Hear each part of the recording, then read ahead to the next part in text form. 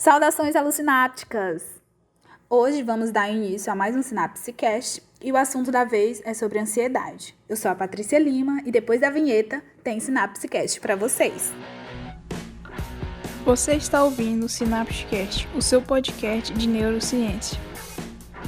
A Semana do Cérebro ela é comemorada no Brasil e no mundo na segunda semana do mês de março e esse ano ocorreu nos dias 13 a 19 de março. Esse evento ele é uma campanha global para divulgar os progressos e possíveis benefícios da pesquisa neurocientífica para o público. A Semana do Cérebro ela une os esforços de diversas organizações e indivíduos do mundo todo e foi iniciada pela The Alliance for Brain Initiatives em 1995. Aqui no Brasil, ela é coordenada pela Sociedade Brasileira de Neurociências e Comportamento. Nós da Neuroliga realizamos atividades da Semana do Cérebro desde 2014.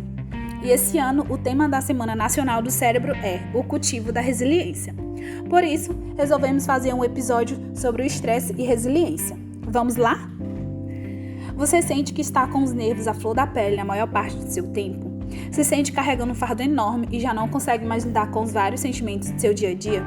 Já parou para pensar que você pode estar em um quadro de estresse?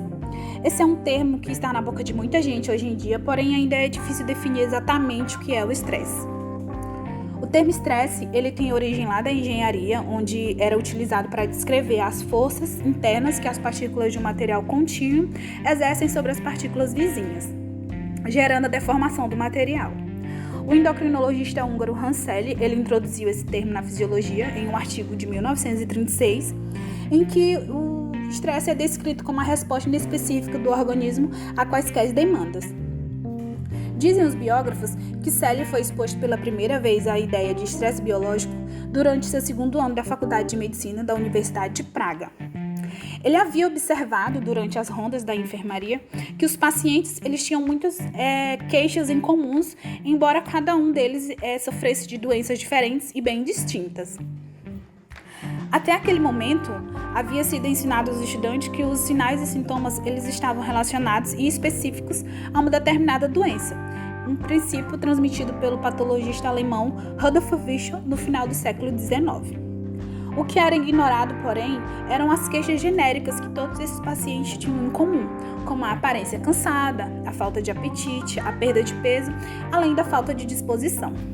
Entretanto, esta observação óbvia, porém poderosa, permaneceria adormecida por cerca de 10 anos antes de Selye lançar sua investigação sobre este fenômeno onipresente. Depois de se formar em medicina, Hans Selye foi para a Universidade de McGill, no Canadá, onde se tornou pesquisador na área da endocrinologia, o campo da fisiologia que estuda os hormônios e seus efeitos. Em dado momento de sua pesquisa, Selye acreditou ter isolado um novo hormônio sexual. Entretanto, quando ele injetava uma preparação que supostamente continha esse hormônio nos animais experimentais, ele só não observava o efeito esperado, como os animais eles apresentavam sinais de estarem doentes, e alguns eventualmente morriam. Quando realizou a autópsia desses animais, Selye não observou nenhuma mudança nos ovários e nas glândulas mamárias como esperava encontrar, mas todos os animais apresentavam 3 sinais claros: um inchaço nas glândulas adrenais, uma atrofia do timo e dos nodos linfáticos e o aparecimento de úlceras gástricas. Essas alterações não faziam nenhum sentido, então Selye pensou que talvez isso se devesse a algum tipo de contaminação na preparação das autópsias. Como usava o formaldeído para suas autópsias, Hans Selye resolveu injetar um pouco de substância em alguns animais e descobriu o mesmo efeito: inchaço nas glândulas adrenais, atrofia do timo e nodos linfáticos, além de úlceras gástricas. Selye então se perguntou se outras substâncias ou estímulos nocivos iriam produzir o mesmo efeito. Então ele submeteu os animais a uma grande variedade de estímulos nocivos não específicos, incluindo a exposição ao frio, cirurgias, lesões na medula espinhal, exercício físico excessivo ou intoxicações com doses subletais de drogas diversas, adrenalina, atropina, morfina, formaldeído, entre outras. A maioria desses experimentos não seriam permitidos hoje em dia. Após a autópsia dos animais, Selye observou que os ratos apresentavam as mesmas 3 mudanças: o inchaço das glândulas adrenais, a atrofia do timo, além dos nodos linfáticos e o aparecimento de úlceras gástricas. As glândulas adrenais, como o próprio nome indica, ficam sobre os rins e são um par de glândulas responsáveis pela produção e liberação de uma série de hormônios, como veremos. Eles são fundamentais para o que chamamos de estresse. O timo é um órgão linfático situado na parte anterior e superior da cavidade torácica, próximo do coração, que tem como principal função a regulação da defesa imunitária do organismo. Assim, Celle observou uma tríade do estresse, que envolvia a função desses dois órgãos e o efeito gastrointestinal. Se baseando nessas observações, Hans Celle definiu que as 3 reações representavam uma resposta aguda, que chamou de reação de alarme. Lembrando-se dos efeitos inespecíficos da doença que havia observado em pessoas com diferentes doenças, ele resolveu então estudar o efeito crônico dessas manipulações, expondo os animais a estímulos nocivos por tempos mais longos. Os efeitos dessas manipulações mais longas, Celle chamou de fase de resistência, na qual os mecanismos de defesa do organismo estariam maximizados, na tentativa de retornar o corpo ao seu estado de equilíbrio. Nesse momento, o organismo pode conseguir eliminar o problema ou se adaptar ao fator de estresse. Entretanto, se essa fase persiste, ele entra numa fase de exaustão, como deteriorização do estado do organismo, comprometimento físico e, no seu limite, levando à morte. Celle publicou esses achados em seu artigo de 1936, A Síndrome produz diversos nocivos agentes. Talvez você esteja vendo aqui uma resposta já conhecida por muitos, que é a síndrome da adaptação geral, que descreve a fase de alarme, a fase de resistência e a fase de exaustão. Hans Celle escolheu o termo estresse para descrever esse fenômeno. Essa foi uma decisão infeliz que o traria um sem número de mal-entendidos pelo resto de sua vida, e meio que definiu como toda pesquisa posterior sobre o estresse seria cheia de confusões conceituais. Como falamos no começo do episódio, o termo estresse tem origem lá na engenharia, onde era usado para descrever as forças internas que as partículas de um material contínuo exercem sobre partículas vizinhas, gerando assim a deformação do material. A lei de Hooke, formulada em 1658, estabelece que quando o material é deformado por alguma força externa, uma força elástica restauradora passa a ser exercida na mesma direção e no sentido oposto da força externa. Assim, o conceito que melhor traduz aquilo que Celle queria dizer não é o de estresse, mas o de deformação. O endocrinologista Paul Rush, fundador da American Institute of Stress, escreveu em suas memórias sobre Celle. Encontrar uma definição aceitável do estresse foi um problema que assombrou Celle durante toda sua vida, e ele ocasionalmente me enviava cartões de todo o mundo ou nota contendo informações, como de costume. Os gregos tinham uma palavra para isso. 24 séculos antes, Hipócrates havia escrito que a doença não era apenas fatos, no caso sofrimento, mas também ponos, que significa luta, pois o corpo lutava para restaurar a normalidade. Embora o termo ponos pudesse ter sido suficiente, os gregos modernos eles se contentaram com o termo estresse. Posteriormente, os japoneses chegaram à sua própria versão, como era claro que a maioria das pessoas viam o estresse como uma ameaça desagradável. Celle teve que criar uma nova palavra, no caso estressor, a fim de distinguir entre estímulo e resposta.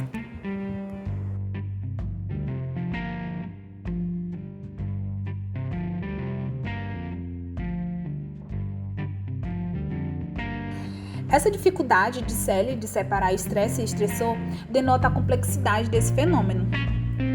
Regina Margus, Patricia Picon, Annelise Former Cosner e Ricardo de Oliveira Silveira definem os termos assim.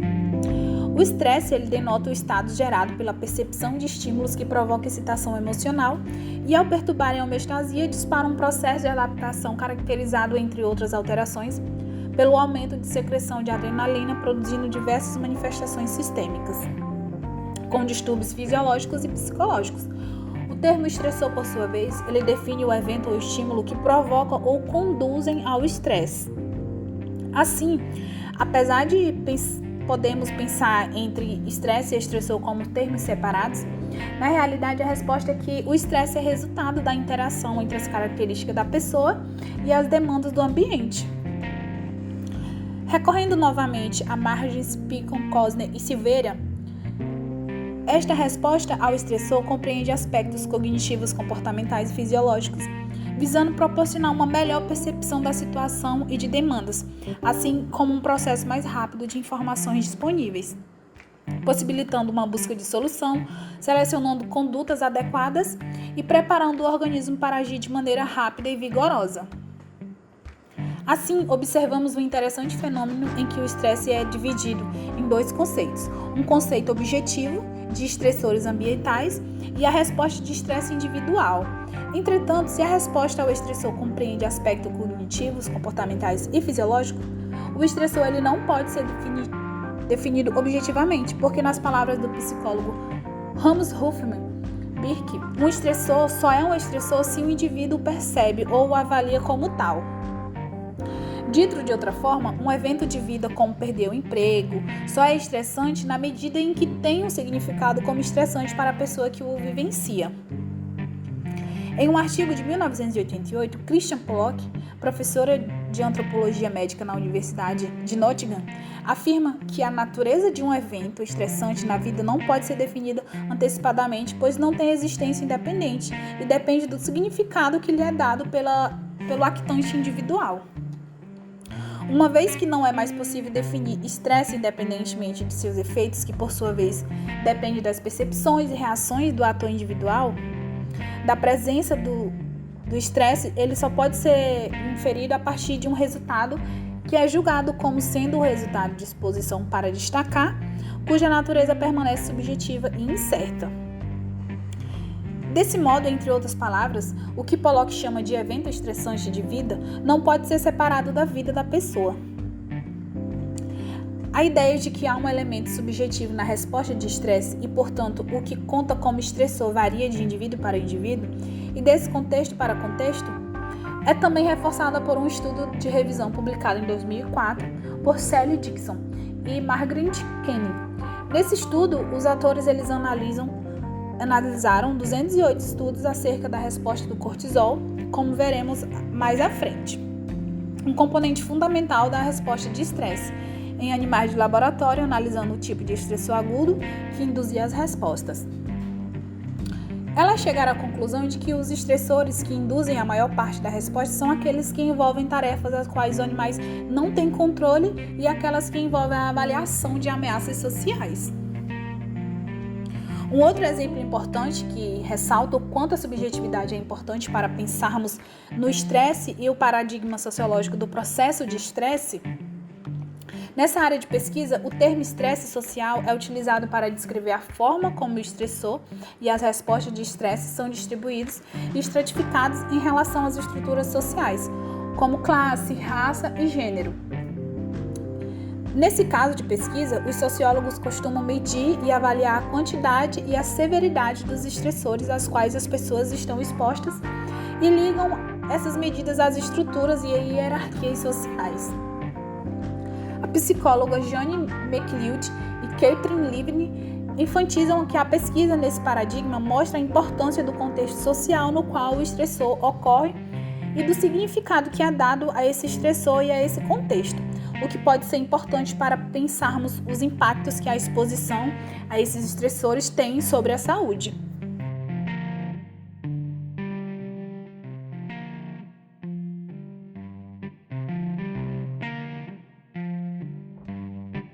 Se a subjetividade e o contexto são tão importantes para a resposta de estresse, como esses processos podem estar relacionados às respostas que Hanselli observou? Em primeiro lugar, é importante entendermos como a atividade do sistema nervoso central influencia sobre a atividade da glândula adrenal. Vamos recordar que Hanselli observou uma série de efeitos do estresse no organismo, a qual ele atribuiu esses efeitos à atividade das glândulas adrenais, um par de glândulas que ficam localizadas sobre os rins. A glândula adrenal ela é dividida em duas camadas, uma camada central chamada de medula e uma mais externa chamada de córtex. A medula adrenal é uma região central da glândula e secreta os hormônios chamados de catecolaminas, que são adrenalina, noradrenalina e dopamina. Já o córtex adrenal ele é subdividido em 3 zonas, cada uma com características específicas. A zona glomerulosa, a mais externa, secreta um hormônio mineralocorticoide conhecido como aldosterona, enquanto a zona fasciculada vem logo a seguir e produz o glicocorticoide e o cortisol. E por fim, a zona reticular produz os esteroides androgênicos, além dos glicocorticoides.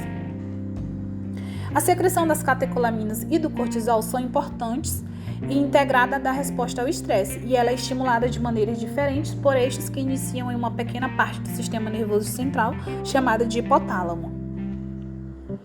O hipotálamo, ele é uma parte do diencéfalo que está situada na base do cérebro, e ele coordena uma grande quantidade de funções de sobrevivência, incluindo a regulação da temperatura corporal, da secreção da grande maioria dos hormônios do corpo, da fome e da sede, além do comportamento sexual. Um pedacinho do hipotálamo, chamado de núcleo paraventricular, é fundamental para a resposta de estresse.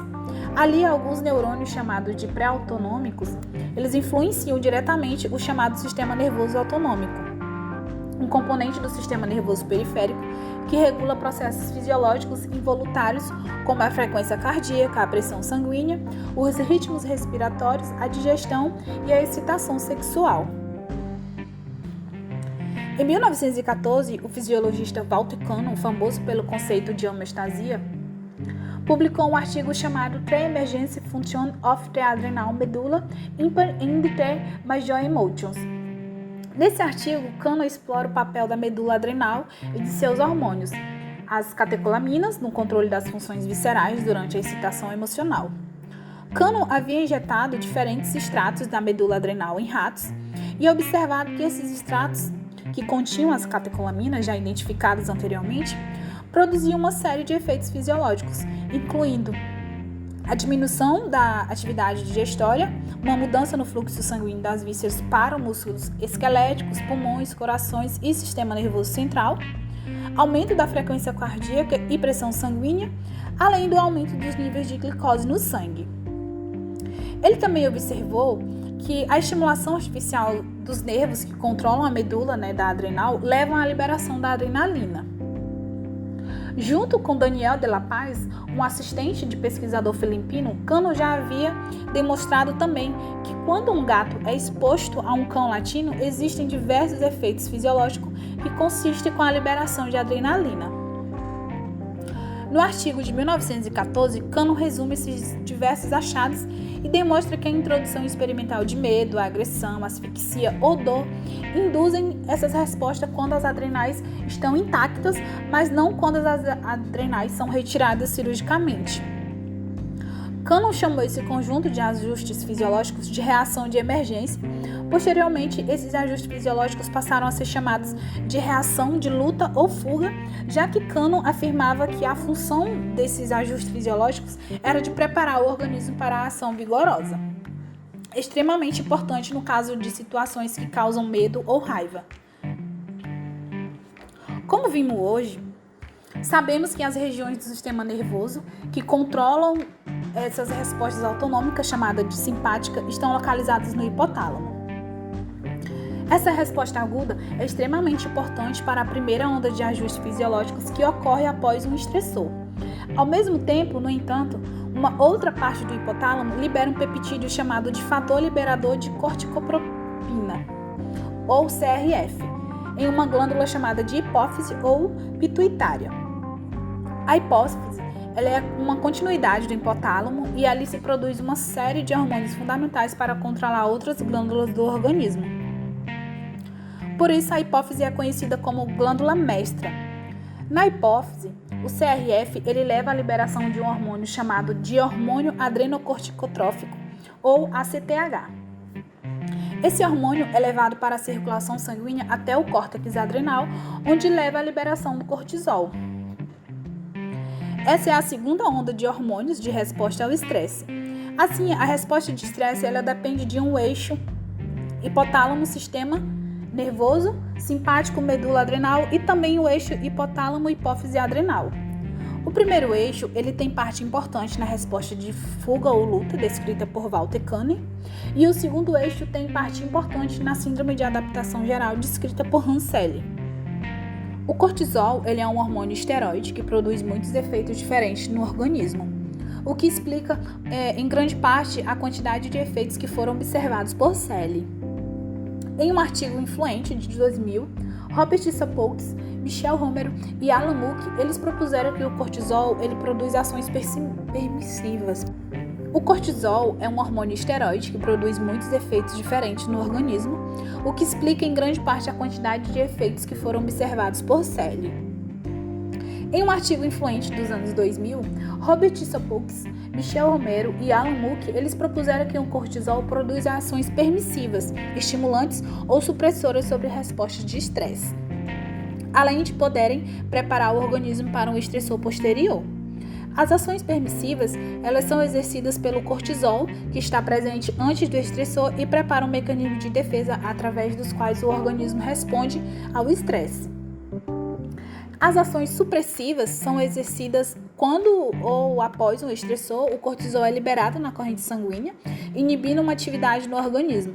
Isso ajuda o organismo a evitar que alguma resposta defensiva ativada pelo estresse se aumente de maneira exagerada. Por exemplo, as catecolaminas da primeira onda levam à ativação do sistema imune, enquanto o cortisol inibe o sistema imune, evitando assim a ativação inicial faça com que as respostas imunes sejam exageradas. As ações estimulantes do cortisol, elas também se devem ao cortisol liberado na corrente sanguínea após um estressor, mas aumenta os efeitos da primeira onda de respostas hormonais ao estresse. Por fim, as ações preparatórias do cortisol, elas não afetam a resposta imediata a um estressor, mas modulam as respostas subsequentes a estressores futuros. Até agora, vimos que as respostas do estresse elas são mediadas por dois eixos principais, originados no hipotálamo, cujos efetores são os hormônios que agem nos órgãos do corpo, inclusive como veremos no sistema nervoso central. Mas também vimos que a subjetividade ela é fundamental para que a resposta do estresse ocorra ou não. Desse modo, existem mecanismos cerebrais muito importantes para que essa resposta aconteça. Sabemos que o núcleo paraventricular do hipotálamo, de onde saem os impulsos para os eixos das catecolaminas e para o eixo do cortisol, recebem axônios provenientes de neurônios vindos do córtex pré-frontal, do hipocampo e da amígdala. Todas as regiões elas são importantes para processar situações emocionais. A literatura ela parece sugerir que estressores reativos, aqueles que aumentam a atividade de demanda do organismo a partir de um estímulo sensorial, como dor, dano ou um desafio imune, eles recrutam o eixo hipotálamo-hipófise adrenal, principalmente através da ativação dos núcleos do tronco cerebral e de uma região da amígdala chamada de leito da estria terminal. Por outro lado, estressores antecipatórios, aqueles que iniciam programados comportamentos emocionais, como estressores sociais ou situações não familiares, eles engajam principalmente o hipocampo e a amígdala, além do córtex pré-frontal medial. Além disso, estressores que envolvam ameaças imediatas, como estar face a face com um animal selvagem, elas engajam principalmente a amígdala, enquanto os estressores que envolvem a avaliação de ameaças sociais, elas diminuem a atividade do hipocampo e do córtex pré-frontal. Em uma revisão de 2009, Katerina Devuk, Anne Duchen, Julie Andrews, Veronica Ebert e Jenny Sprucin, eles apontaram o papel dessas regiões específicas. Regiões do córtex pré-frontal, como o córtex pré-frontal orbitofrontal e o córtex pré-frontal medial, eles participam da captação e do processamento de informações sensoriais sobre o estado do organismo e do ambiente, no monitoramento e do controle do estado emocional, além da percepção e julgamentos sociais. Por isso, essas áreas parecem ter um papel importante no processamento da resposta de estresse, integrando percepção, estratégias de enfrentamento passivo e perseverança. O hipocampo, por outro lado, ele parece inibir tonicamente o núcleo paraventricular, representando uma espécie de freio de mão que segura a resposta de estresse. Assim, estressores que envolvem ameaças imediatas, eles parecem ativar a amígdala, levando à ativação do núcleo paraventricular, do hipotálamo e a, consequentemente, secreção do cortisol, enquanto estressores que envolvam ameaças potenciais e sociais, elas inibem o córtex pré-frontal e o hipocampo, soltando esse freio de mão que dificulta a liberação do cortisol.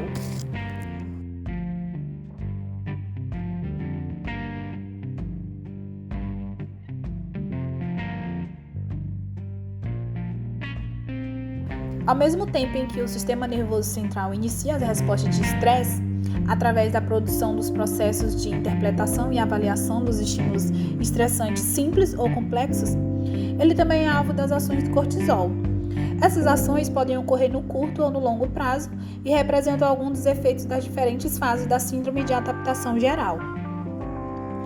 Um dos efeitos de curto prazo é modular alguns neurotransmissores que estão envolvidos com as emoções, como as chamadas monoaminas, principalmente a serotonina, a noradrenalina e a dopamina. O cortisol, ele se liga a uma proteína que se localiza na membrana de vários tipos de células, inclusive neurônios e células cardíacas, e que é responsável por retirar as monoaminas do fluido extracelular, encerrando rapidamente o processo de comunicação célula a célula.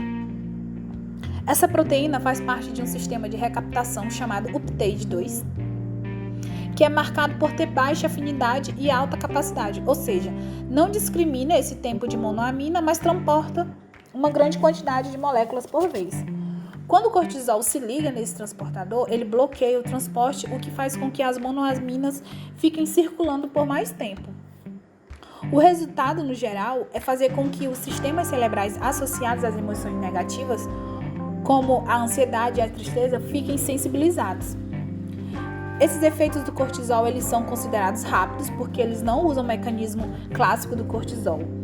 Esse hormônio é um esteroide e, portanto, lipossolúvel, o que significa que ele é capaz de atravessar as membranas celulares e seu efeito clássico ocorre principalmente através dos efeitos no núcleo. Esses efeitos eles envolvem essencialmente mudanças na expressão gênica. Em um artigo de 2005 publicado pelo periódico PLOS Genetics, Philip Puck, Lee e colaboradores, eles descobriram que em células hepáticas de camundongo, o receptor do cortisol ele se liga a mais de 250 genes diferentes e o cortisol é capaz de modular a expressão de aproximadamente 1.300 genes.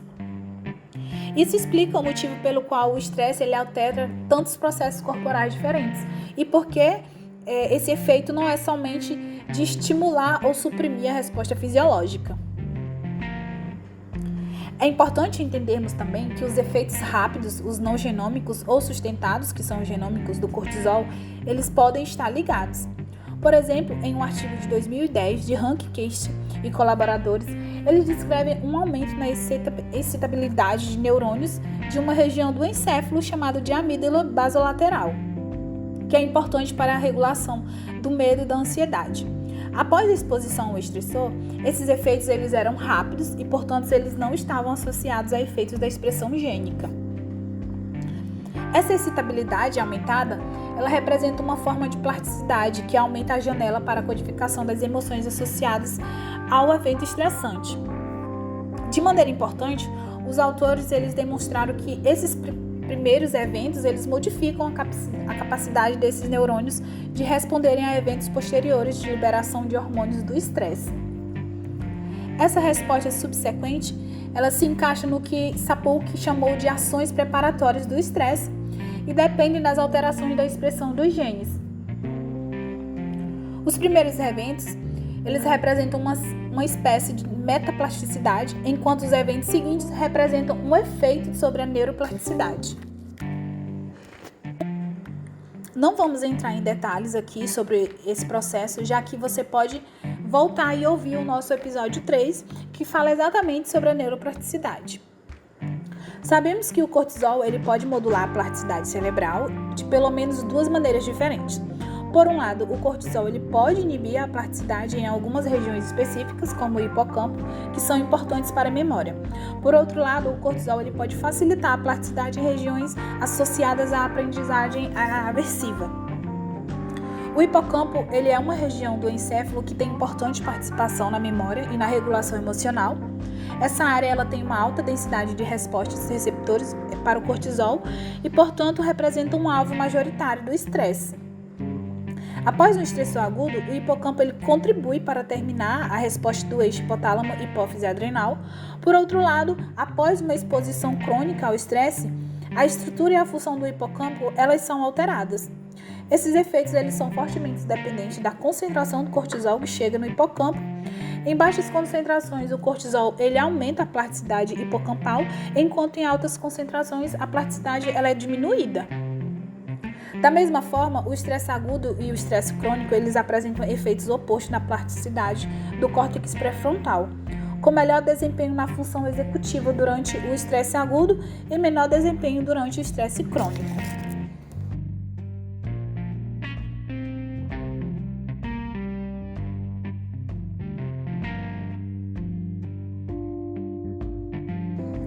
Então, pessoal, chegamos ao final de mais um episódio do SinapseCast. Comenta pra gente nas redes sociais e nos aplicativos e podcast o que você achou mais interessante nesse episódio. Você pode também sugerir temas para episódios futuros mandando um e-mail para neuroliga.marabá@gmail.com. Esse episódio ele tocou em questões que são relevantes para o tema da Semana do Cérebro desse ano, e o tema é o cultivo da resiliência. Vários grupos do país inteiro estão nesse momento e nos próximos meses realizando atividades para discutir a questão do estresse, da ansiedade e da resiliência. Fique de olho nas redes. Eu espero que vocês tenham gostado desse episódio do SinapseCast. Lembrando também que o SinapseCast é uma iniciativa da Liga Acadêmica Neuroliga de Marabá, uma liga acadêmica vinculada à Universidade do Estado do Pará e à Universidade Federal do Sul e Sudeste do Pará. Beijos e cheiros, muito obrigada pela atenção e até mais!